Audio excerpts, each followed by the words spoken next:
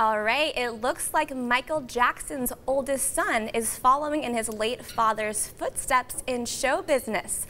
The 16-year-old Prince Jackson was just named a new TV correspondent on Entertainment Tonight. Not bad for a first job, right? I think I was working as a host at a pizza restaurant when I was 16.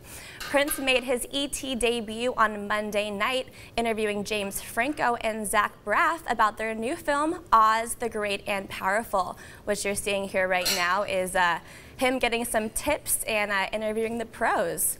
But of course, you kind of expect all the celebrities to be interviewing him as well about his life with his famous father. So a pretty cool new gig for Prince. All right, also in festival news, the lineup for Bonnaroo was released yesterday. We have Paul McCartney, Tom Petty and the Heartbreakers, Mumford & Sons, Wu-Tang Clan, A$AP Rocky, ZZ Top, St. Vincent, and the Lumineers, just a few of the music acts set to perform in Tennessee this June. Also on the lineup are a few comedians like Daniel Tosh. Check out this video of Tosh announcing the lineup yesterday in true Tosh.0 style. Hi, Daniel Tosh here. I assume the only reason Bonnaroo forced me to announce this year's lineup is because Paul McCartney's publicist told them to f*** off.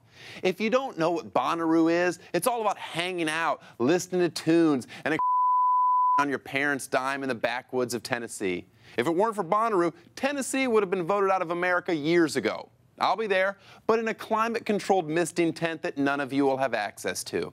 I know hanging out with 80,000 dirty hippies sounds awful, but what makes it worth the trip are the amazing artists on this year's lineup. I love Daniel Tosh, he's so great.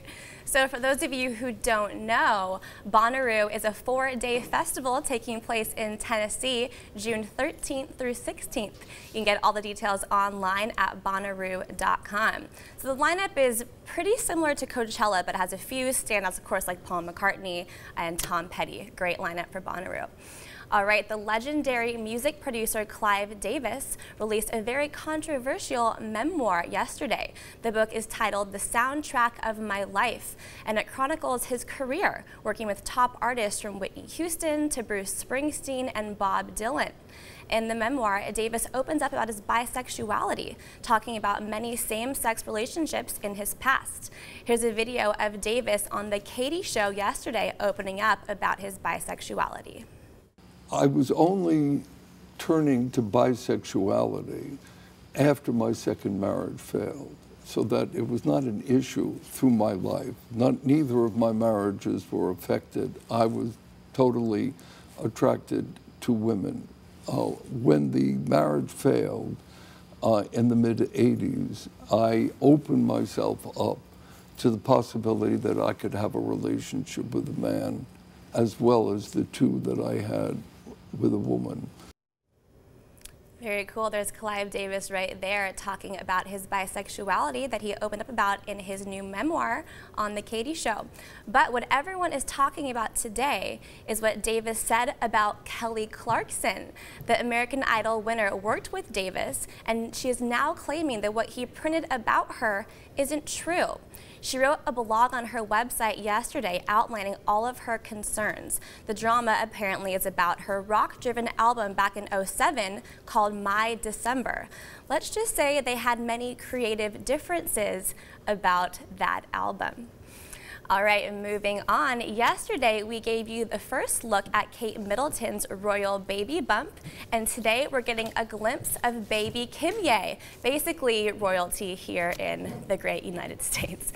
All right, Kim Kardashian showed off her baby bump in a photo shoot for Du Jour magazine. The mom-to-be is wearing a modest bikini and covering up in the photos.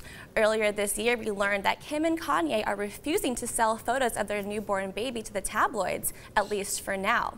But that does not mean Kim can't show off her baby bump. It's kind of, you know, I mean, in the UK, you have Kate Middleton in this very prim and proper dress. You can hardly see it. And Kim is kind of stripping down to her bikini. So a little controversial there, but more power to you, Kim Kardashian. Okay, and our weird celebrity photo of the day is Colin Farrell. Can we just talk about what is happening with his hair? Does he think he's Skrillex? Did he get punched in the face by a Skrillex superfan? He has this one half of his head in this huge mohawk over the side, other half is shaved. He has a big, looks like a big black eye walking through the forest there. We don't know what's going on with Colin Farrell, but in his defense, the photo was taken on set of a new movie, so we will forgive Colin Farrell for now.